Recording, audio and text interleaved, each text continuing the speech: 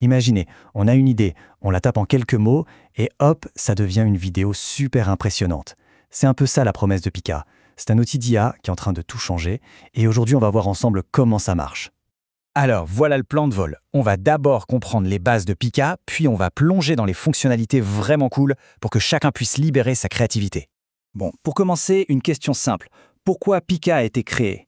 Quel est le problème de fond que cet outil vient résoudre au point qu'on parle d'une petite révolution? Jusqu'à maintenant, franchement, faire une vidéo de qualité, c'était la galère. Il fallait du temps, beaucoup d'argent, des compétences techniques. Bref, un vrai parcours du combattant pour la plupart des créateurs ou même des petites boîtes.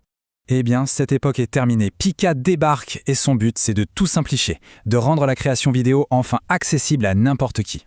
Pensez à Pika comme un partenaire créatif. On lui donne des mots, on lui donne une image, et lui transforme ça en scène animée vivante. C'est pour ça qu'on l'appelle souvent le Midjourney de la vidéo. C'est une très bonne comparaison.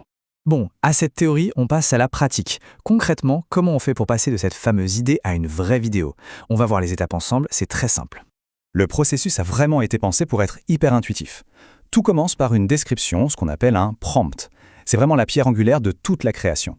Du coup, il y a deux manières de faire. Soit on part de zéro, avec juste du texte, pour créer quelque chose de complètement original, soit on prend une image qu'on a déjà, une photo, une illustration, et on lui donne vie. C'est aussi simple que ça. Mais attention, Pika ne fait pas que générer un clip de base. Une fois qu'on a notre première version, on a toute une panoplie d'outils pour peaufiner, pour vraiment obtenir le résultat qu'on avait en tête. Et ça, c'est génial. Avec des commandes toutes bêtes comme Zoom In ou Pan Right, on peut intégrer de vrais mouvements de caméra comme au cinéma. C'est ce qui va donner une touche pro à nos créations. Parfois, le plus important, ce n'est pas ce qu'on demande à l'IA de faire, c'est ce qu'on lui demande de ne pas faire. C'est ce qu'on appelle les prompts négatifs. On peut lui dire « évite les mains déformées » ou « pas de couleur trop saturée ». Ça permet de nettoyer le rendu et de contourner les petits défauts habituels de l'IA.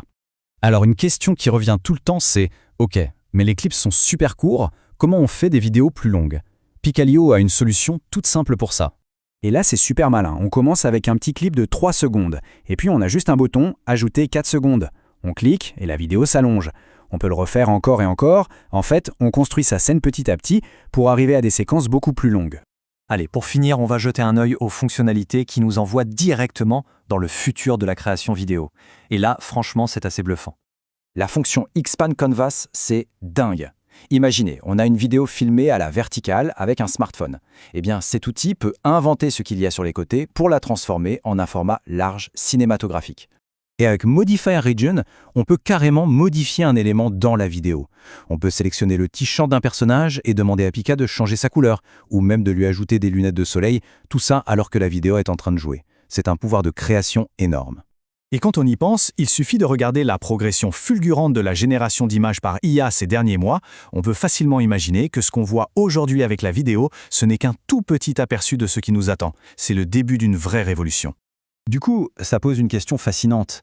Est-ce que la prochaine grande œuvre, le prochain clip viral, commencera par une vision d'artiste ou simplement par une ligne de texte, un prompt bien écrit? La frontière devient de plus en plus floue.